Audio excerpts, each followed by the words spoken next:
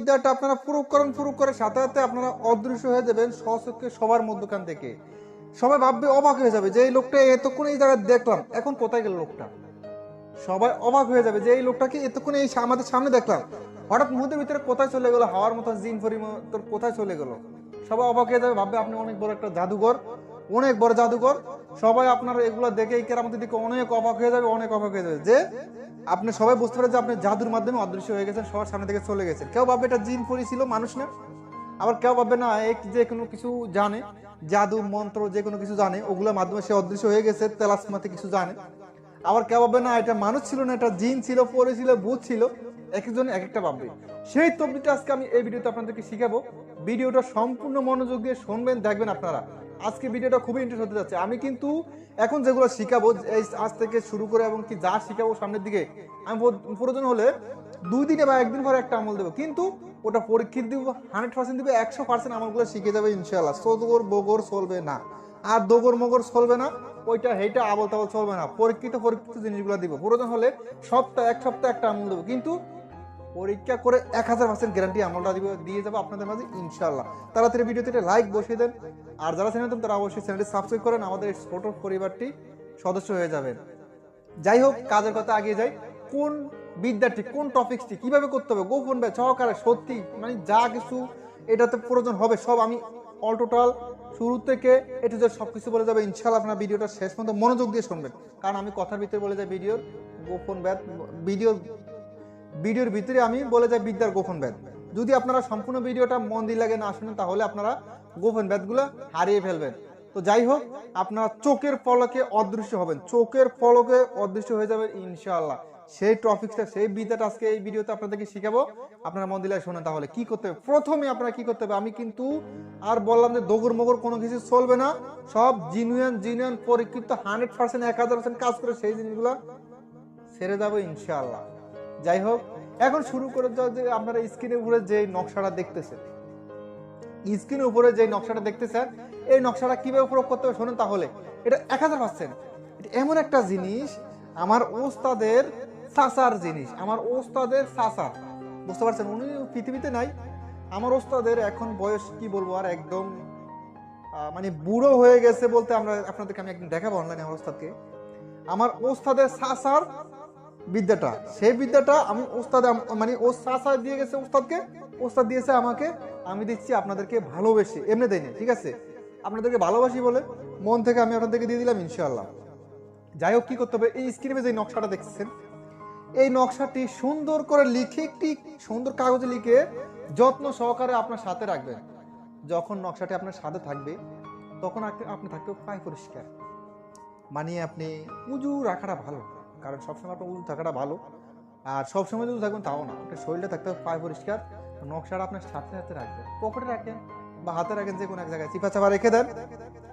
যখন আপনি কারোর সামনে থেকে, বিভিন্ন হাজার হাজার লোকের সামনে থেকে অদৃশ্য হয়ে যাবেন, তখন কি করবেন, তখন আপনি শত্রু পক্ষ হোক, যে কোনো লোক হোক, খোলা মাদানে 1000 লোক হোক, আরেকটা কথা হলো যে আমি যেগুলো আপনাদের শিখাচ্ছি, এগুলো আপনারা যন্ত্রণ করে ঠাস ঠুস করে বিভিন্ন জায়গায় করতে যাবেন না। আগে নিজে টেস্ট করে আমি কি দিচ্ছি, আগে নিজে পরীক্ষা করে দেখেন জিনিসগুলো কি সঠিক দিচ্ছি কি না, আমি যা শিখাচ্ছি এগুলো কি সঠিক শিখাচ্ছি কি না, আগে নিজে টেস্ট করেন।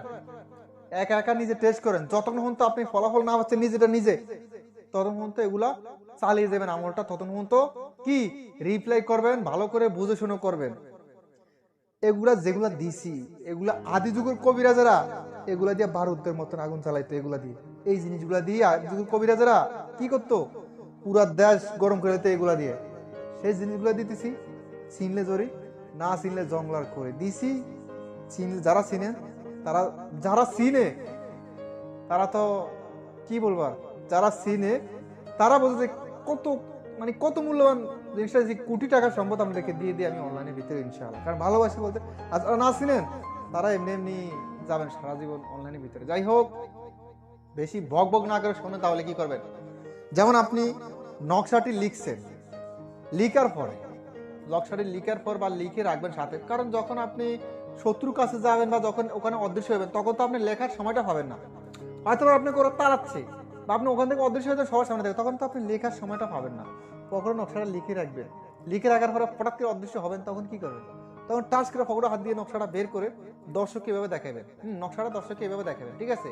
যেভাবে হোক দর্শকের নকশাটা এমনি দেখাবেন হাতের তালে দিয়ে, দেখিয়ে আপনি বিসমিল্লাহ বলে 7 বার বিসমিল্লাহ বলে মাটির থাপা মারবেন। 7 বার বিসমিল্লাহ বলে মাটির থাপা মারবেন। থাপা মারে এক মুষ্টি মাটি নেবেন, মাটি লয়ে মাটিগুলা বিসমিল্লাহ করে মাটির সব থেকে ছিটিয়ে দিবেন। মানে মানুষের গায়ে না, আবার মানুষের চোখের দিকে না, মানে আপনার যেমন আপনি আর আমি কতটুক তাহার, আপনার মোবাইলটা আমি কতটুক তাহার, এর মধ্যে যে জায়গাটা আছে এই জায়গা উড়িয়ে দিবেন। উড়িয়ে দেওয়ার সাথে সাথে ওই লোকগুলা দেখবে যে চতুর্দিকে তুফান চলতেছে। মানে তুফান কি, মানে ঘূর্ণিঝড়ের মতন, মানে ধমাকা করে চতুর্দিকেতে হইতেছে, আপনাকে এর ভিতর থেকে হারিয়ে ফেলবো, ঠিক আছে?